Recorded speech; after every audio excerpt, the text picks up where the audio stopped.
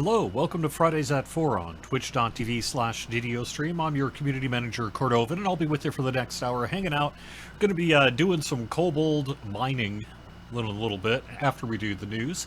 And we do have a little bit of news that we can talk about, so thanks for being here. Hope you're having a good weekend, or getting ready for a good weekend, rather. We do have a bonus that I'll be talking about just in a second here in DDO, and other things as well. So, welcome from Brisbane, Australia.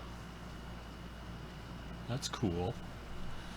All right. Let me just get to a little bit of news, and then we will swap over to the game.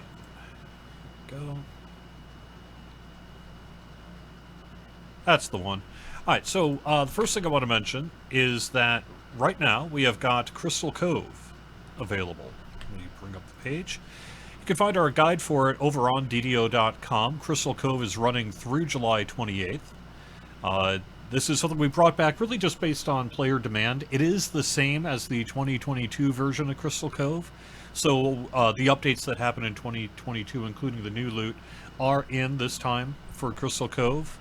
But it's a return. We don't have anything else new with Crystal Cove here this year. I'm actually going to be on Wayfinder in just a little bit, running Cove myself. I was doing that yesterday with my son and a friend, and I wanted to get some stuff, and I figured, well, as long as I'm killing two birds with one stone here, I could just go and do the kobold mining challenge myself on stream on this character and pick up a few dragon shards. So I think that's what I'll be doing. Oh, alright. I was hoping I could leave the AC on, but it's not working so good, huh? So that should solve the problem. I've turned off the AC, and now it's just going to get hot in here. And it'll be all your fault. No, it's fine. Anyway, so Crystal Cove back through July 28th, 2024. That's the first bit of news. The other thing I want to call out is make sure that you get your latest Year of the Dragon item before it's too late. You have another week and some, but you have through July 30th to pick up the Dragon Hatchling Creature Companion, the Year of the Dragon gift for June. And we're going to be bringing out July on the 31st. We currently have a patch set for that specifically, and at least that's most likely what's going to be in that patch. And so make sure you do claim it, because this is your chance to get it. So through July 30th. It could show up in the store 4 points later, but at least for now, this is how you're going to get it. So make sure you do claim it on your account through July 30th by speaking to Zathral and the Eberron Hall of Heroes. I would also quick mention that our VIP loyalty reward program is about ready to kick off to its next month come August 1st, so might be a good time to sign up. You'll get your first time sign up bonus if you're first time VIP right now, and then come August 1st, you'll be able to pick up your first month completed reward. And for everyone else, we have been up to month 2 completed, so in July you've been able to pick up your VIP bag of many things if you were VIP at the time of its start in May and claimed it every month. And so then we're going to have our bonus character slot kick off and be eligible on August 1st here as well. And you can find out more about the VIP loyalty reward program on DDO.com. So we are going to have a patch this week, and then we didn't. We did have a long downtime, and we do apologize for that. We've been doing some hardware-related work at the data center and elsewhere throughout our infrastructure, and unfortunately that work is taking time, and it's taking multiple downtimes really to make it all happen. So we did have a pretty lengthy downtime this Wednesday. It was pretty much an all-day deal, and we're close to being done, but I'm not sure that we're done yet. So word is we may have another long downtime next Wednesday, although more information coming soon on that. And then next Wednesday, we're going to release update 68.1. That was originally set to go live this week, but we ran into a build issue overnight for the deployment of Tuesday and into Wednesday, so we were not able to actually deploy the build with this week's downtime. So that's being kicked to next week.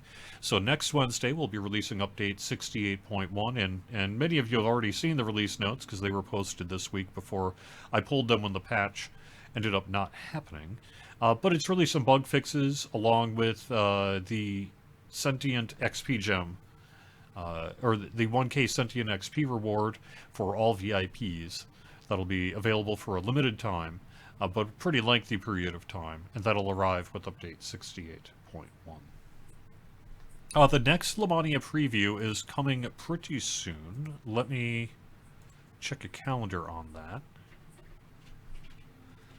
We're currently looking at not next week, but the week after that. So sometime around probably July 30th, we're planning to have our final Myth Draenor preview, and this would be a look at a lot more of the content and wilderness area and things like that coming with Myth Draenor. So not next week, but the week after on our next Lamania preview for Magicka Myth Draenor, and probably the final preview before we go live, currently set for mid-August.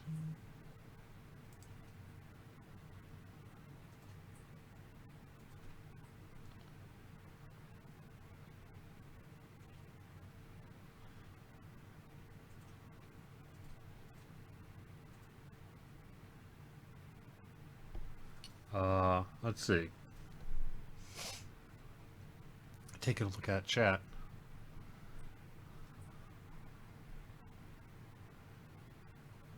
I'm not sure what you mean by the unnerved hire. Blaze through Vecna Saga, now back into Epics. Cool. Someone's saying... I don't... So, Johnny, I think the 2022 reward, if I recall, was to support the level cap increase for Isle of Dread, was it not? And so it was increasing the level cap up to 32, mostly on the Crystal Cove loot. I think a few items went in, but otherwise it was mostly to support the level cap increase, if my memory serves, related to the last Crystal Cove update. And next time around, it'll presumably... come back with our level cap increase of 34 coming with Myth Draenor, but we wanted to get this out now because we don't have time yet to do that work, but I'm sure we will before the next time Crystal Cove comes out. Alright, so I am on Wayfinder, and I am on a level 10 character, and just for funsies, I'm going to post up an LFM for Cove, and let's put it at level, I don't know, 5 to 10, something like that. Crystal Cove mining, come and go as you wish. We'll put up a little LFM here, and then if anyone wants to join, they can. Otherwise, I'm just going to pop into Cove here and run it, I believe. Oh, let me check my audio quick. Yep, audio is down, so now it's not. And I'm just running it at level for now. This is a nice and easy one on this character. I was tearing through it a bit last night, and this seems pretty good.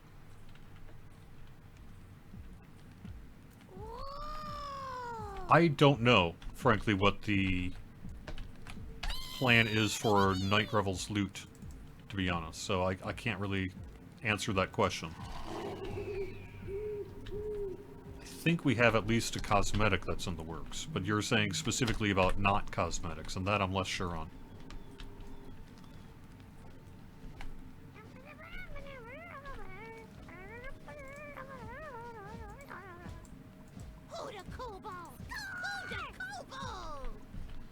Okay.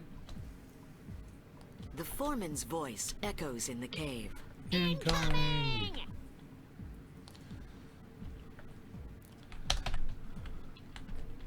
Because of the nature of this, me just kind of running it solo, I'm not really expecting to do super well. Hopefully I'll do okay here, but, there we go. But this is gonna, what do we want to call it? A non-optimal run, shall we say.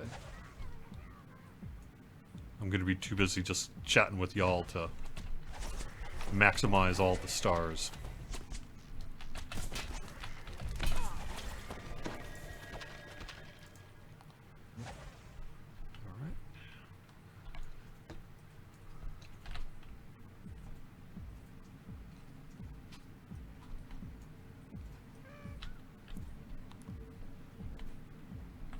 So I think Myth Draenor is going to have some things that'll surprise you, but we don't have a formal secret system that I'm aware of for content release here, at least.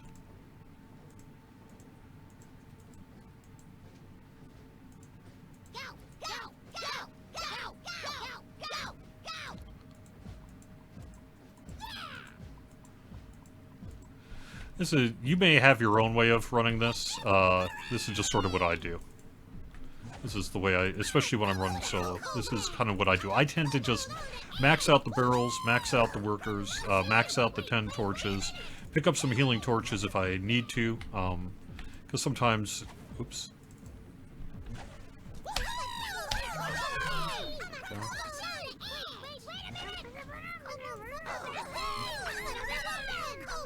Alright. Oh, forgot the teleporter. Shoot.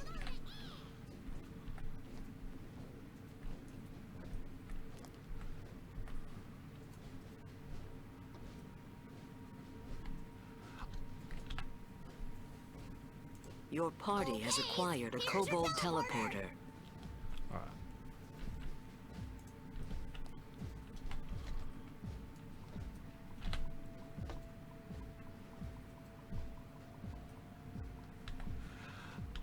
Yeah.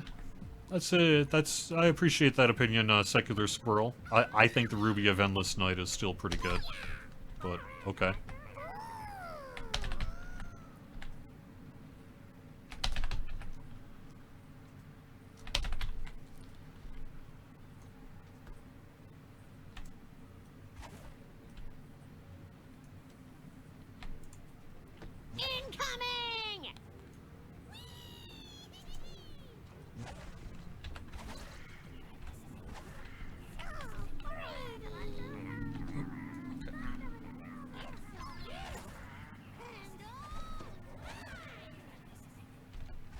A kobold worker has died.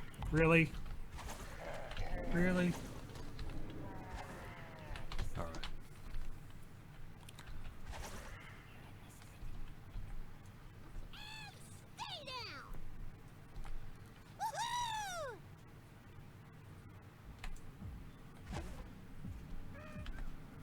No, they're not expendable. That's the thing. You actually want to try to keep as many of these kobolds alive as you can. You don't want them, because you can't just pick, well, you could get a kobold requisition and do it that way, but... I'm a little out of practice on the torches here. I've been trying to relearn the distance of where I can place them. There we go. Get these guys out of the way. Maybe not.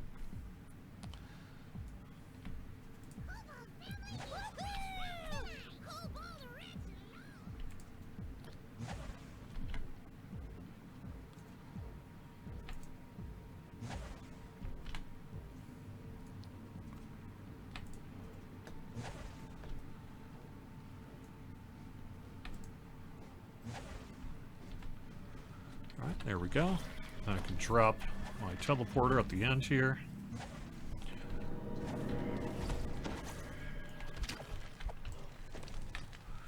Put one more torch down just to make sure they get where I want them to be. And we'll follow this line for a little bit.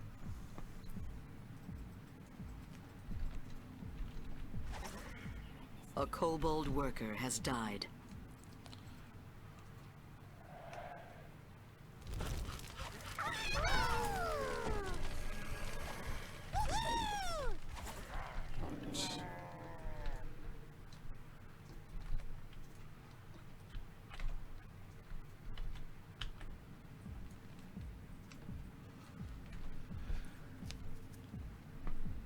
I have not seen Exploding Kittens, the animated series.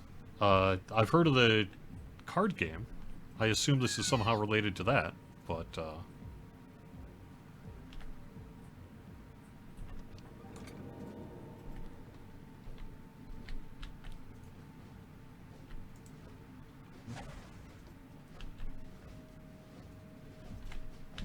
I appreciate the opinion there, Dark Wolfer. I don't know that I agree with it. I think we're not that grindy on our events. Clearly, there's room for a difference of opinion there.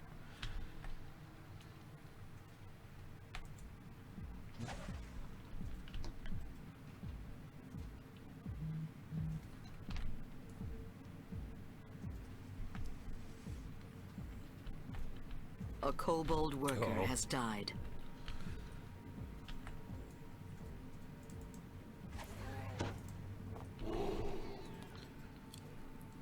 A kobold Oh worker no. has died. I guess I'm gonna have to get a kobold A kobold worker worker requisition. has died. They is dying on me.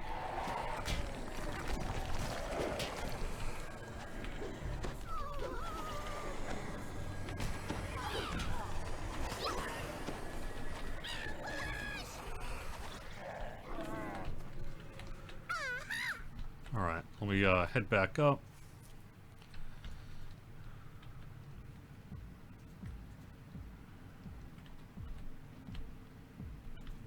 Incoming!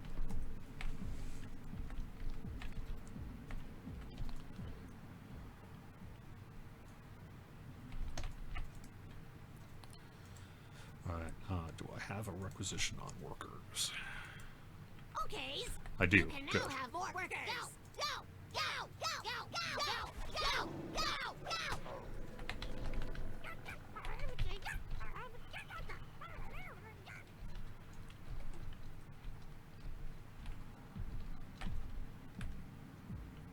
Okay. You have acquired your quota.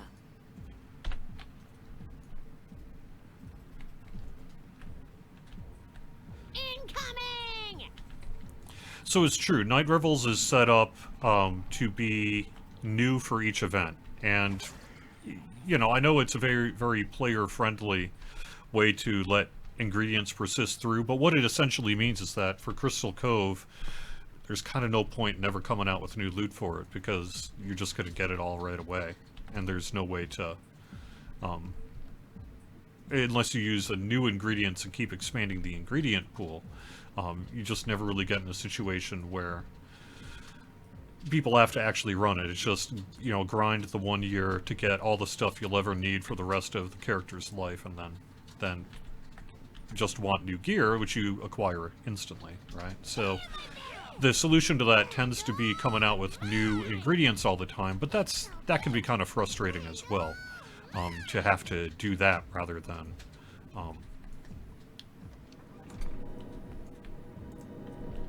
that. So Night Revels is set up differently, where the ingredients expire, and so we make you re-earn the ingredients every year, but it gives us the opportunity to create new loot without having to create an ever-expanding pool of ingredient widgets that you need to collect.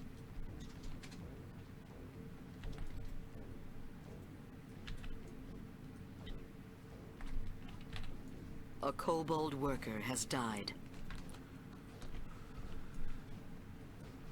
Oh, that's why. Because of Jack Jibbers.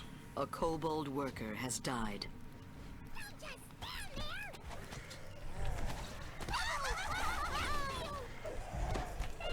A kobold worker has died.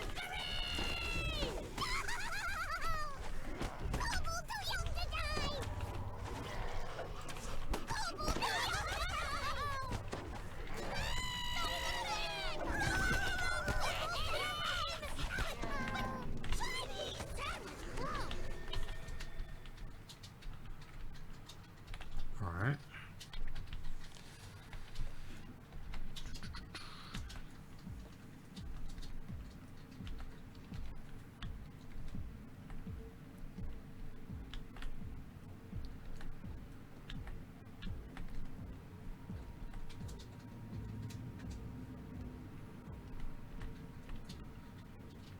Yes, this is a Tabaxi. This is a character that I created to play with a group of people, and it's loosely based on my own cat, Miss Elizabeth Bennet. That's why it's Miss Lizzie. And it's a Tabaxi favored soul.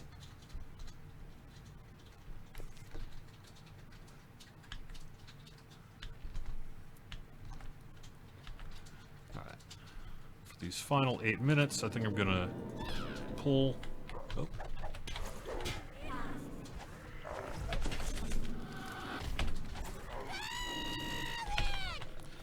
Go.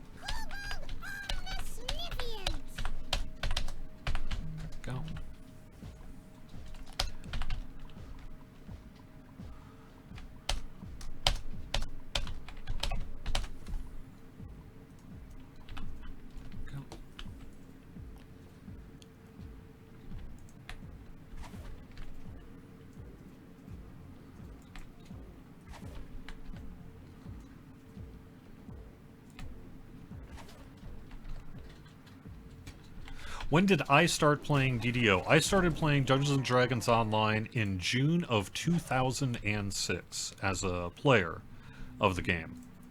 I went to Circuit City. That's where I purchased my box copy of Dungeons & Dragons Online.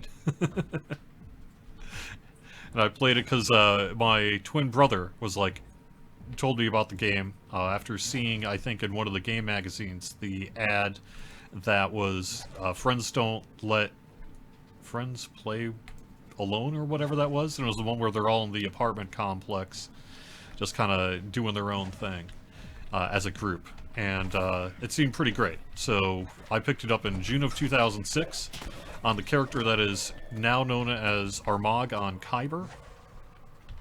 And that's the history.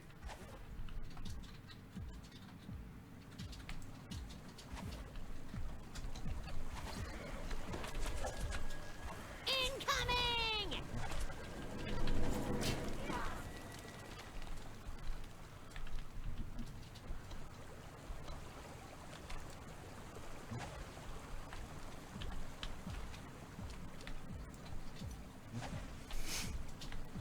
All right.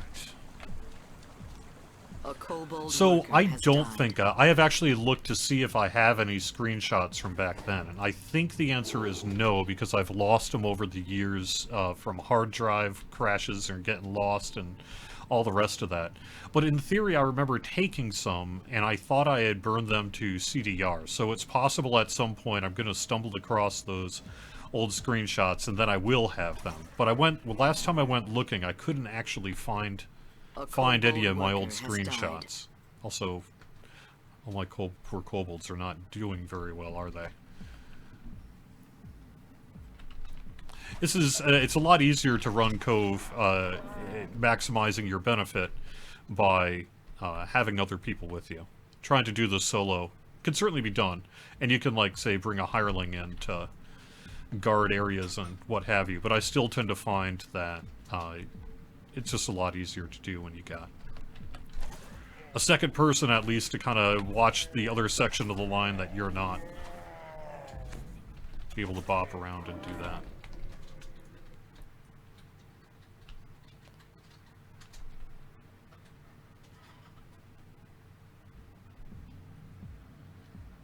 Incoming!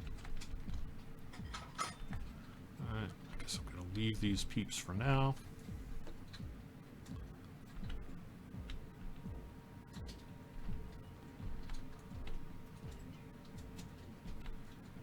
Typically, our event itemization cadence is if you're playing the event, you'll get approximately an event per hour, or an item per hour. And that doesn't sound particularly outrageous to me in terms of kind of MMO-style loot acquisition mechanics. A kobold worker has died. And honestly, most people at this point, for Cove and elsewhere, are quite a bit under that, and getting items in much less time. Especially because, as you stated, everything except for Night Revels, the ingredients don't expire. So they're still available long term.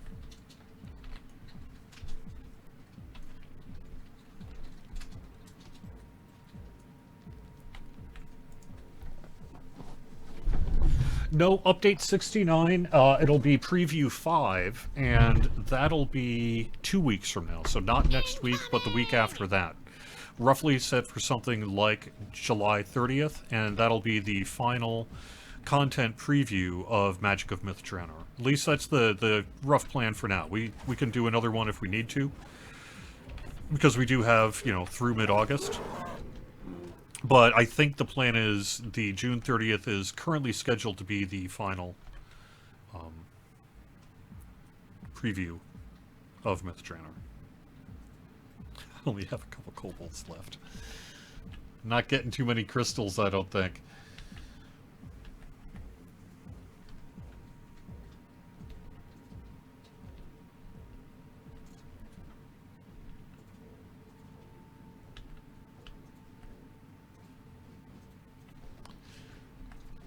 Yeah, that is new D&D terminology. I haven't purchased pre-ordered the books yet, but I really want to. I may end up doing that here real soon. I don't think there's really anything left of this run, but we'll just kind of hang here and do it anyway.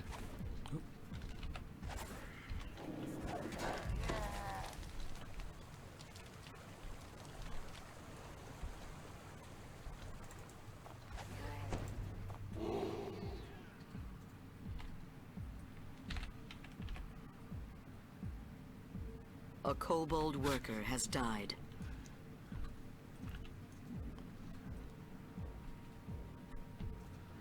So typically when it comes to nomenclature and that, we've always been pretty flexible based on sort of desire and the system we're working on. It's possible we could end up adopting some of the D&D 2024 edition terminology. But I'm not sure specifically, like I haven't seen any kind of tasking or anything like that that would be like, yes, we're changing all name races to species or whatever like that.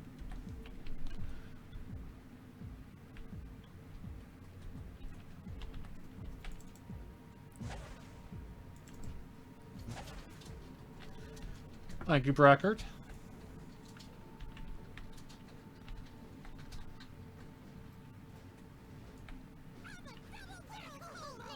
I'm a kobold on the edge. Any chance of ever adding a 4th edition only race? I mean, I would never say never on that, but I think in general, if we were going to do that, we might have done that all by now. I guess I'd be curious what specifically might be there that you feel needs to be dealt with. You know, what should we be adding from 4th edition that we don't have in terms of races in particular? Maybe. Which, you know, like Tabaxi here is a mix of different things, but largely 5th. So. Alright.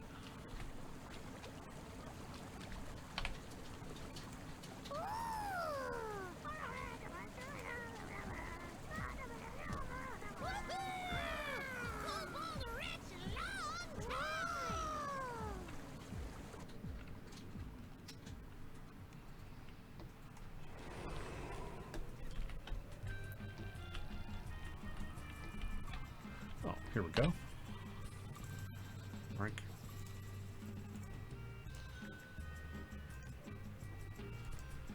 Hello, hello. Also joining me here, this is Druid's Fire's character, I believe, and we'll be running in here doing Crystal Cove. Get some backup. Thank you. Troll, that's true. There was the troll in 4E. I was thinking there was that character class as well. I'm sorry, I should know this. I can't think of the one that kind of was a positional combat focused. It was in charge of like kind of moving and placing people. I can't think of the name of that class in 4E right now. That was sort of like a fighter that was based on positional sort of tactics. Wish I could remember it now, but...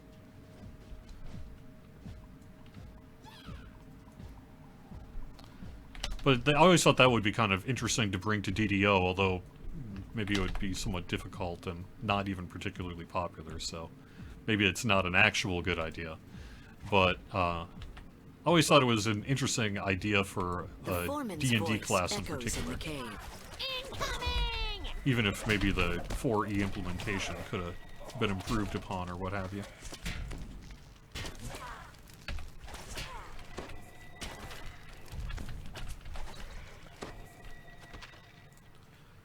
Alright.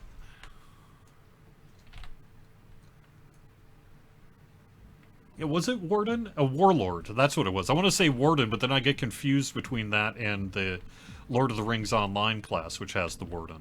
But I think you're right. It was either Warder or Warden or Warlord. Can't remember which one it was.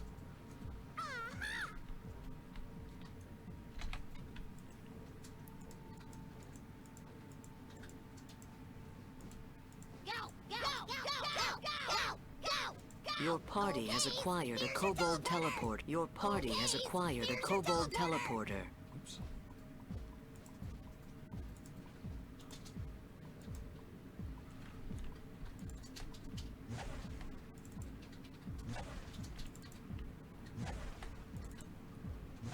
Kobold beat the odds!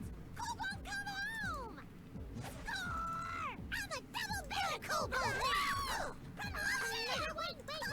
I'm a double barrel kobold! I'm a kobold on the edge! Promotion! Wait a minute!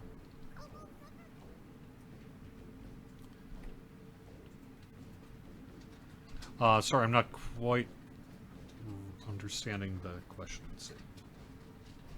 Woohoo!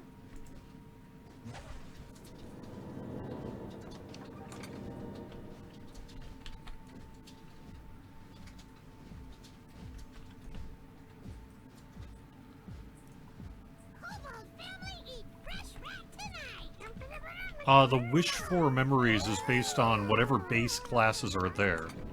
So it would be for the base class, rather than sort of subclass or whatever. Kobold family eat fresh rat tonight! Are the extended downtimes on Wednesdays going to be a thing for a while? Somewhat unclear. I think that there's a pretty good possibility that we will be having one next Wednesday, but I believe that once that is done, we should hopefully largely be done for a little while here. So, I know that we've had quite a few extended downtimes, say over the past 6 weeks or so, 6-7 weeks. It's been kind of a lot. But I think we're actually close to the end, if not essentially at the end, minus next week. Then it's going to be a continued thing for a while. That said, a lot of this is based on hardware need and such as well. Some of it was quarterly data center work, yearly data center work that needs to be done. Some of it is related to ongoing infrastructure projects we have going on. Some of it is about redundancy and server reinforcement and, technical buzzwords. But most of that work was done as of this week. Although, like I say, I think we've got one more for next week before we can really say that for sure.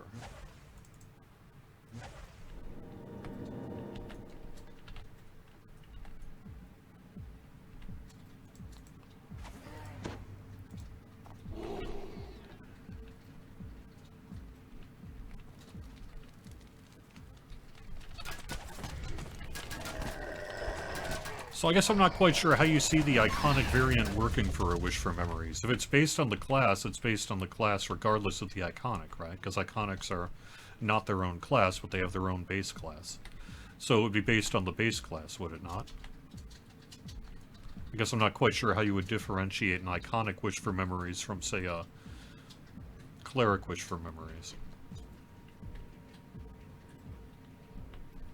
Or are we thinking of the race one? Yeah, we're thinking of the race one. Okay.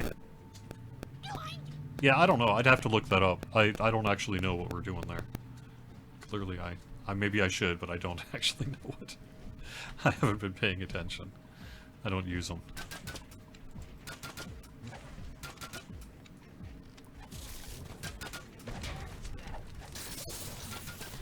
Problem with sort of trying to answer off the top of your head is sometimes you're just plain wrong. Then what do you do?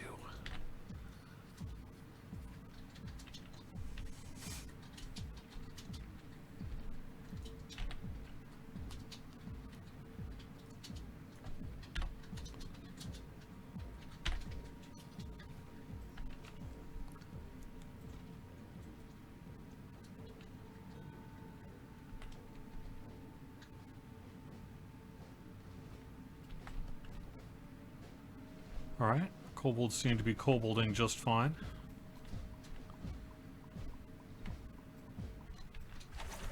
Incoming!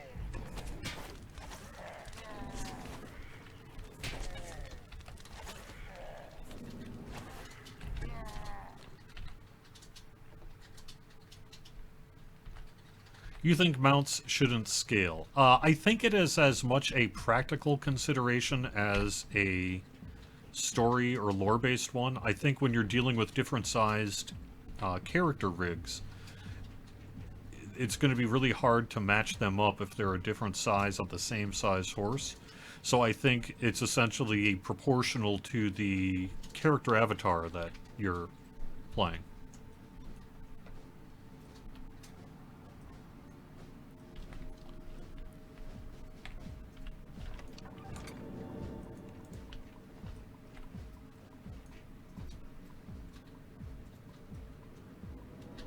Okay, things are looking pretty good here, and I'm not seeing enough purple to justify going the other direction, so I think we're going to pop out and start heading east.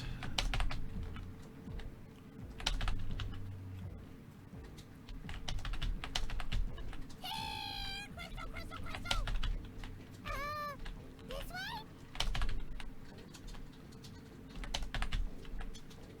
Kobold agents uh-oh.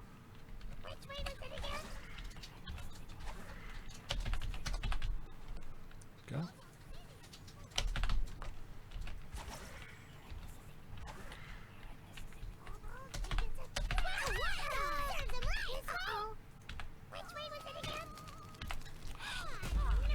Okay, that guy first.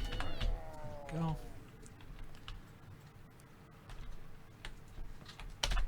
Incoming!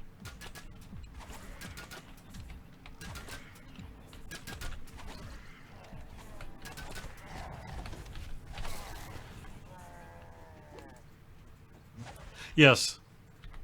I'm gonna say the kobold, the whatever, I remember actually when these voices were made, roughly, because I remember there was a day in the old DDO pit, back at Warner Brothers times, where, people had a really fun day just kind of coming up with all the various things the kobolds were gonna say. And even at the time, it was like, alright, this is all real good. This is real good, just ship it. And we did. And yes, it was, and it did. Incoming! It's so big and all mine!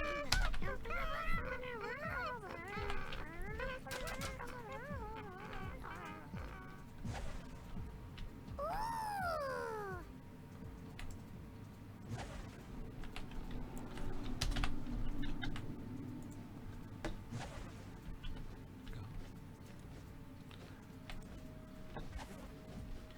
How do you determine the distance on the torches? Do you just get used to how many steps they take? Or do you have some kind of internal counting system you use? I tend to be somewhat sporadic with it, and I probably could stand to be better about it. So I am more efficient with using them. But I guess I tend to count to 5 quickly in my head, but I think I actually make them too short. I think I could actually go a little further, but then you've seen a few cases here on the stream today where I probably should have. If I go too far, then I gotta deal with it. In some ways, I'd rather just get that line down.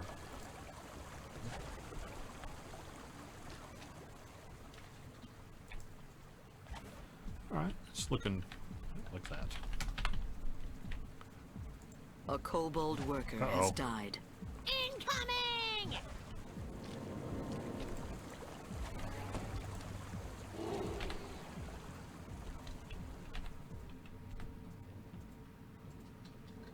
"15 steps.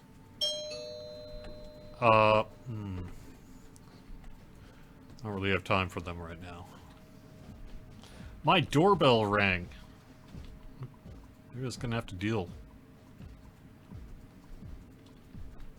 I'm sure it's just a salesperson. Okay, go. I'm gonna go check some. I'm gonna check it. Okay.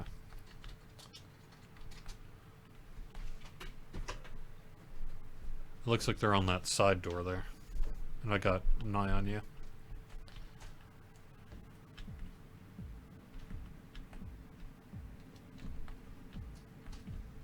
Yeah, it's just a salesperson.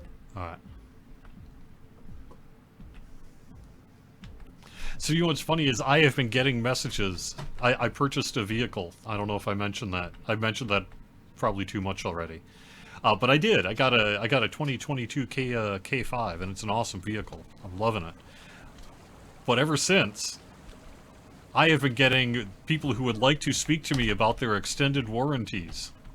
Frequently. I have got so many people trying to, yeah, like twice in 2 days now I've gotten mailings about my car's extended warranty. And it's kind of fun to see the meme become reality.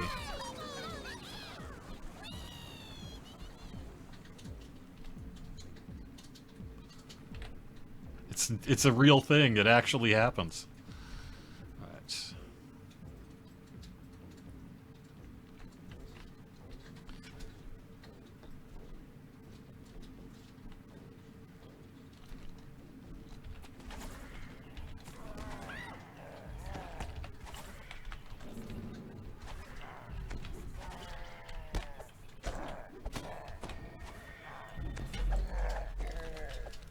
Alright.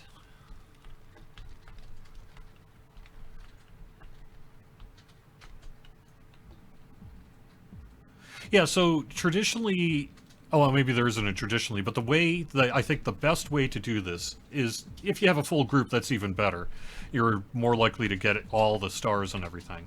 But in general, one person to run torches and just kind of do a little bit like what I'm doing is kind of mind the kobolds and take care of the trash that shows up. One person goes out specifically just to kill everything in sight to try to get that 120 monsters optional done. And then one person stays largely close to center with a little bit kind of out in either direction, but enough that they can get back to center pretty quickly to handle the center attacks. So that the person on the line kind of handles the line. The person doing the random, just monster killing everywhere, can occasionally help out on the line, but largely just sort of does their own thing. And then, you know, one person's guarding the center, so.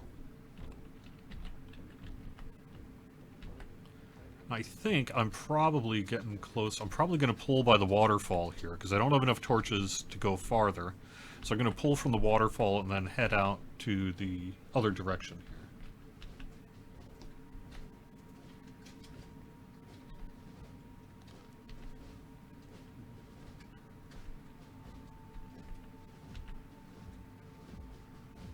No, I can tell you what it probably is in terms of salespeople. I don't know if this is happening in your neck of the woods yet. Maybe it's a mass save program thing, but the main thing that we get more than anything else is solar companies. All the solar companies want you to give them their money for their amazing deals. And, you know, solar panels can be a smart investment and all that sort of thing, so I don't want to get too much into it. But the number of door-to-door salespeople trying to offer free, quote, solar or a free roof and all that sort of thing is very high. So we get solar company people all the time. All the time. I probably had 3 or 4 since spring stop by the house. Kobold always hate you. Kobold, remember waterworks. Incoming! Let's put these torches.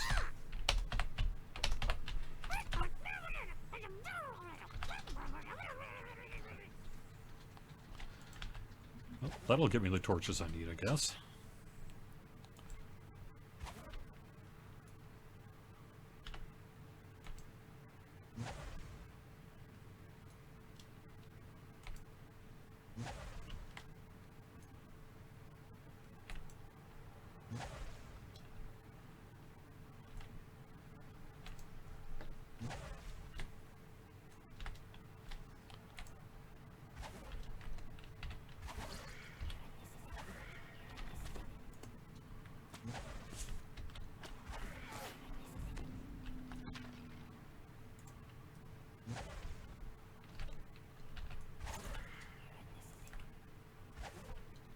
Incoming!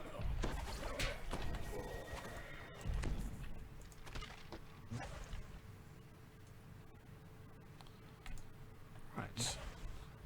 And we will place there.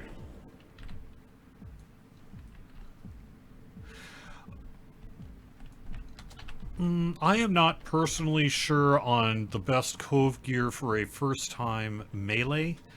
I particularly like the swashbuckler that can be had through here. I think that's an excellent choice for a swashbuckler bard in particular. I think the trinket can be very good. I think there's some good rogue gear. There's actually, I think the gear for Crystal Cove is pretty useful, even if some of it is a bit on the older side. I think there's still some real value in a lot of the Cove gear.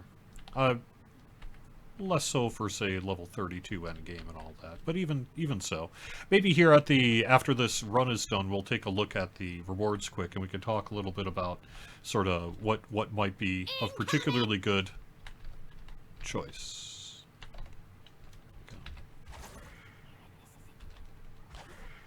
One good choice for Crystal Cove is to play a character that's got Searing Light, because you can ping him from a long ways away, as well as Lightning Bolt too, or an Artificer, but...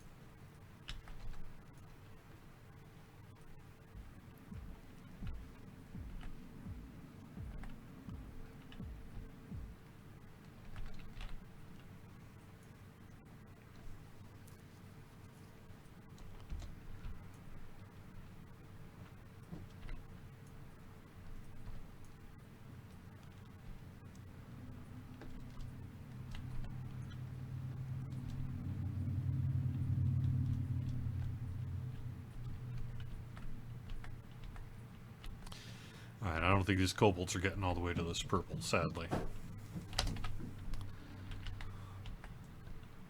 Incoming! Oh, there we go.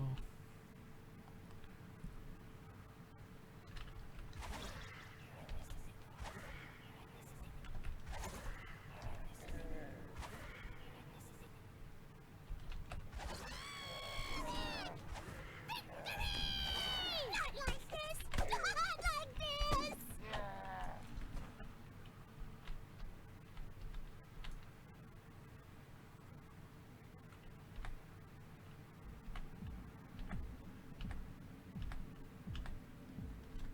Ooh, shiny! Ooh. Alright. DDO having something similar to a casual stroll series on Lotro. That would be cool.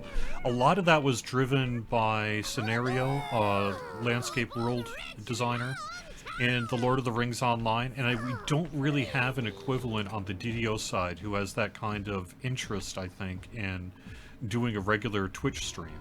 So in some ways, the idea of like deep diving into a quest is something, say, Nobob did for the free dungeon that we made. So we do have The Joy of Deving with Nobob, which is a series that delves somewhat similarly into the creation of a dungeon as the Casual Stroll series is for the landscape. But the landscape series tends to be a little bit more of a commentary track as much as anything. And so it's a little bit different there as well.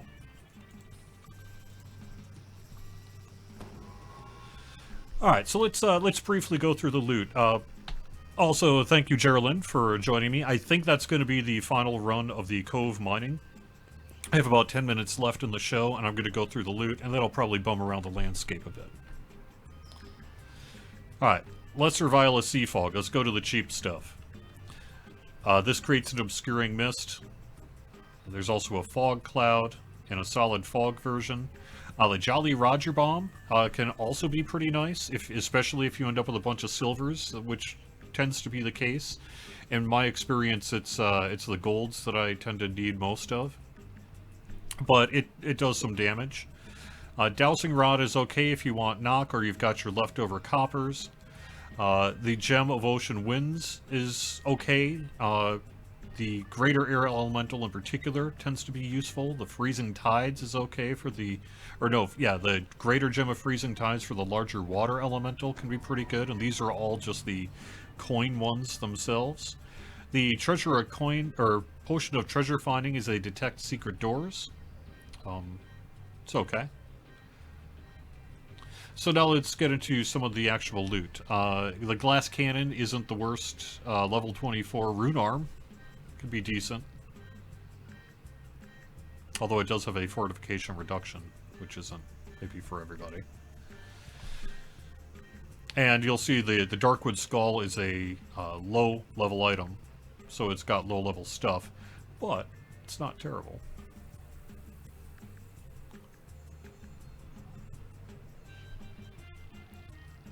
Squid Smasher can be pretty good as well, increases your double strike. But really probably one of the main things that will always remain current is this Diamond of Festive Strength. It's what I'm going for. And it's pretty common. It does have a minimum level of 22, but it is a colorless augment that will give you a festive +2 bonus to strength. And festive is not the most common bonus channel, so pretty much everybody could use 2 extra strength. Even if you're a wizard, you could maybe find a use for it. Maybe it's not worth the work for your wizard. But that's always pretty much good. And then this one, Adamantine, added to a red slot, the Surging Tide. It's okay. It does proc, rare water damage proc. Bow's okay. And you can see this goes into the various level bands. Captain's Cutter is a falchion with Ghostbane, Crippling, Impactful. And that caps out at 32 with +15, Impactful 6, Ghostbane 6, and Crippling.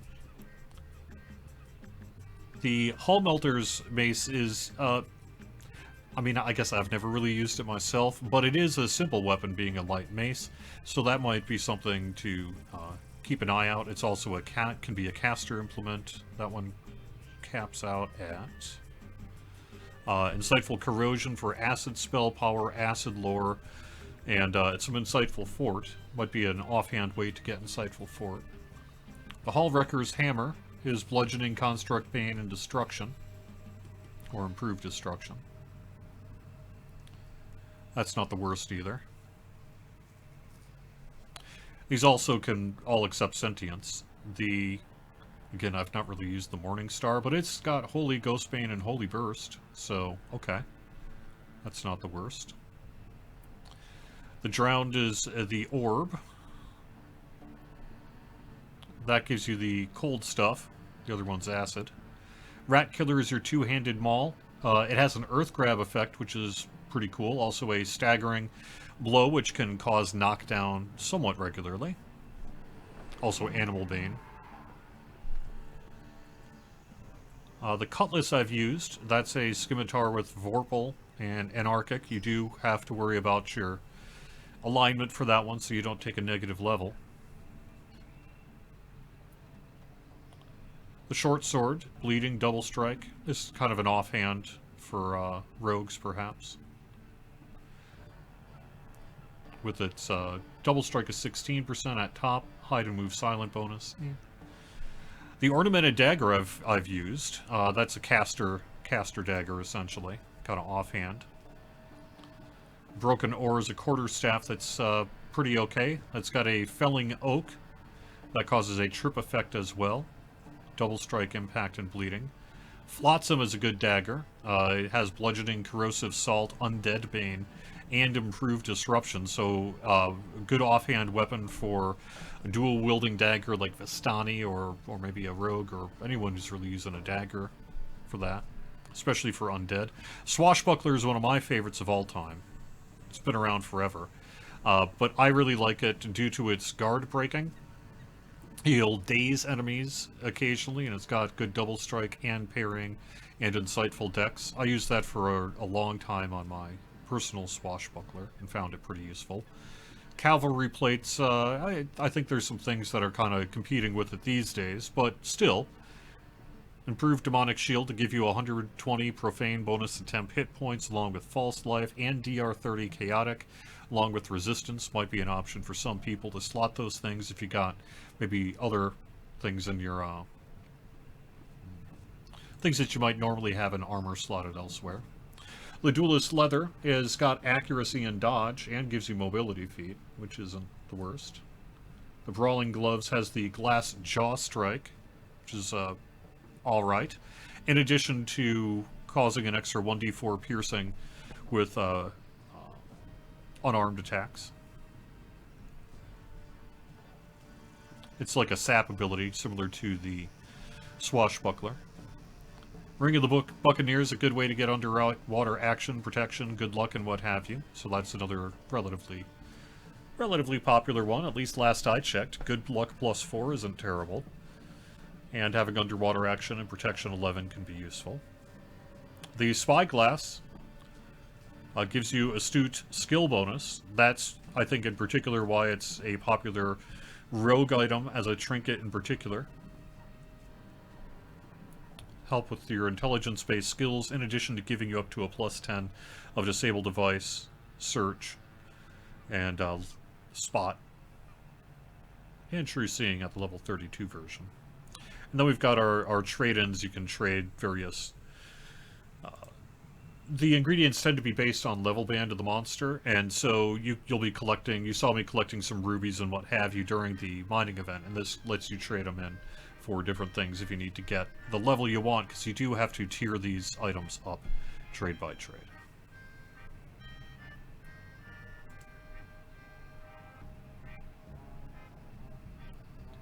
We don't really have to worry about that anymore. We used to have to open it up. I would also point out that there's the hat box, which, again, this is somewhat older loot, but it does have party invitations that if you're running Crystal Cove in particular, you might be interested in doing. It gives you enchantable benefits that you would apply to this that impact Cove. So you'll get more doubloons and what have you, based on the hat you're wearing.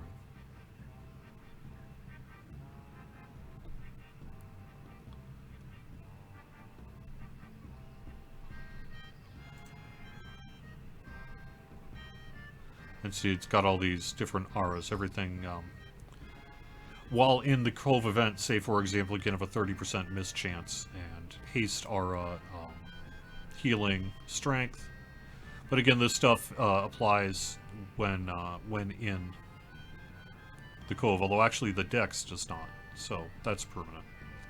These attributes are permanent on that. But you're really going to just swap in that hat when you're running Cove, specifically.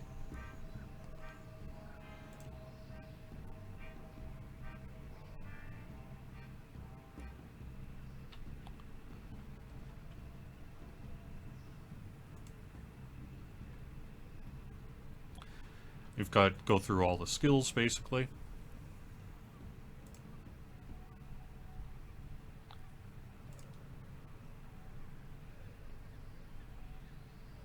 Get up to plus 13 is what I understand we currently have. No, 15. All right. And that's the loot. So that's going through July 28th. So if you haven't run Crystal Cove before, go check it out. There is an item called Pirate's Grog that is available in the DDO store and also available from Euphonia's barter box here. This allows you to collect doubloons every time you defeat a humanoid enemy. A little bit of a pro tip. If you're looking for a lot of doubloons, you can buy one of these with your silver and gold doubloons, chug the grog, and then go through some dungeons that have a lot of humanoids. Things like, say, Butcher's Path, Kobold Assault, Waterworks. You could just run around the Cove here too, but my go-to is Butcher's Path, and you will earn a lot of doubloons in a short amount of time, and be able to get the items that you're looking for, I think, quite quickly. And it used to be you had to get Pirate's Grog from the DDO store, which cool for someone like myself, but you don't even have to do that anymore. So if you want to get all your doubloons, get enough doubloons to get Pirate's Grog, chug the Pirate's Grog, then go through some low-level questing and get yourself a whole bunch of doubloons.